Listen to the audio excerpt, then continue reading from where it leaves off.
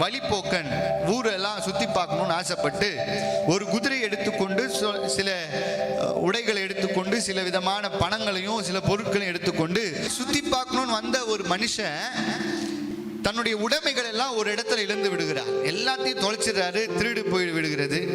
அப்படிப்பட்ட சூழ்நிலையில சோறுக்கு வழி இல்லாம தண்ணிக்கு வழி இல்லாம நாட்களை கடத்தி கொண்டே இருக்கும் போது ஒரு குறிப்பிட்ட நாள் அவர் எல்லாவற்றையும் இழந்து மயக்கம் போட்டு ஒரு வீட்டு வாசல்ல விழுறார்.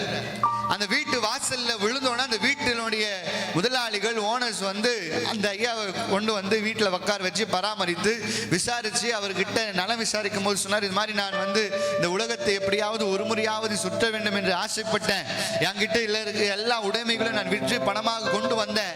என்கிட்ட இருக்கிற எல்லாத்தையும் ஒருத்தவங்க திருடிட்டாங்க. இப்ப எனக்கு ஒன்றும் இல்லை, என்ன செய்வதே என்று தெரியாம நிற்கிறேன் என்று சொன்ன போது அந்த வீட்டுக்காரங்க சொன்னாங்களா, நீங்க கவலைப்படாதீங்க, கடவுள் உங்களுக்கு எல்லாம் தருவார் சொல்லி ஏசப்பாவுடைய அன்பை சொன்னாராம். காரணம், அவர் ஒரு பாஸ்டர், அவர் ஒரு அன்பான ஊழியக்காரர், அவரை போஷித்தார், பராமரித்தார், நல்லா பலப்படுத்தினார், அதுக்குள்ள அவரை ஜபத்திலையும் வழி நடத்தினார்.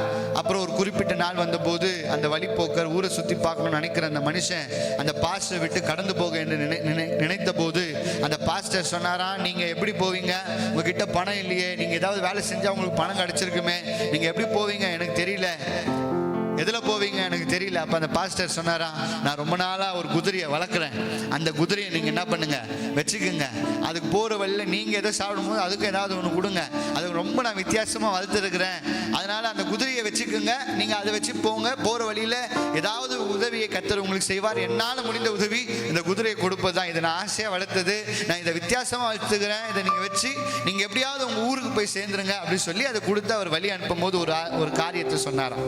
இந்த குதிரையை நான் ரொம்ப அற்புதமா வளர்த்திருக்கிறேன், அது வந்து போன்னு சொன்னா போவாது, நில்லுன்னு சொன்னா நிக்காது, அது சோத்திரம் சொன்னா போவோம், ஆமேன்னு சொன்னா என்ன சொன்னா போவோம், சோத்திரம் சொன்னா போவோம், ஆமேன்னு சொன்னா இவரும் ஏறி உக்காந்துட்டு அப்பா நம்ம எப்படியாவது நம்ம ஊருக்கு கொஞ்சம் கொஞ்சமா இந்த குதிரையை வச்சுட்டு போய் சேர்ந்துடலான்னு ஏறி உக்காந்துட்டு அந்த குதிரைக்கு பார்த்து சொன்னாரா, என்ன சொன்னா போவோம், அப்படி போக ஆரம்பிச்சு ரொம்ப சோத்திரம் சொன்னாராம். என்னாச்சு இப்ப குதிரை கொஞ்சம் அது இன்னும் ஓட ஓட இவருக்கு ரொம்ப சந்தோஷமா சொல்றாரு, சோத்திரம் குதிரை நல்லா ஃபாஸ்டா போயின்னு இருக்குது. அவருக்கு இப்ப போற வேகத்துல என்ன சொன்னா இதை நிக்க முடியும் அப்படின்னு சொல்லி அவருக்கு தெரியல, நிறுத்துதுன்னு தெரியல. அப்பதான் திடீர்னு ஸ்பார்க் வந்தது, என்ன சொன்னா நிற்கும் அப்படி யோசிக்கிறதுக்குள்ள ஒரு பெரிய பள்ளம் வந்துச்சு. அவருக்கு பயத்துல என்ன தெரியாம செய்யறதுன்னு தெரியாம ஆமேன் அப்படின்னாராம் பாருங்க. குதிரை பள்ளத்துக்கு முன்னாடி போய் அவர் பாஸ்டர் வீட்டுல கொஞ்ச நாள் இருந்தார் பாருங்க. பாஸ்டர் வீட்டுல ஏதாவது ஒரு நல்லது நடந்தா என்ன சொல்லுவாங்க, சொல்லுங்களேன், ஆமேன். அப்புறம் நல்லது நினைச்சுன்னா என்ன சொல்லுவாங்க, ஐயா சொல்றாரு, என்ன சொன்னாரு, இது போய் நின்றோன்னு அந்த பழக்க தோஷத்துல ஆமா சோத்திரம் சொன்னா போவோம் அதை மறந்துட்டு கிட்ட போய் நின்னோன்னு ஆமன்னு சொல்லி நின்றுச்சு பாருங்க. இவர் இந்த சந்தோஷத்துல என்ன சொல்லிட்டாரு, குதிரை எங்க போய் வந்துச்சு. இன்னைக்கு நிறைய டைம்ல நம்மளுடைய ஆசீர்வாதத்தையும் அப்படிதான் நம்ம போடுறோம். ஆண்டவர்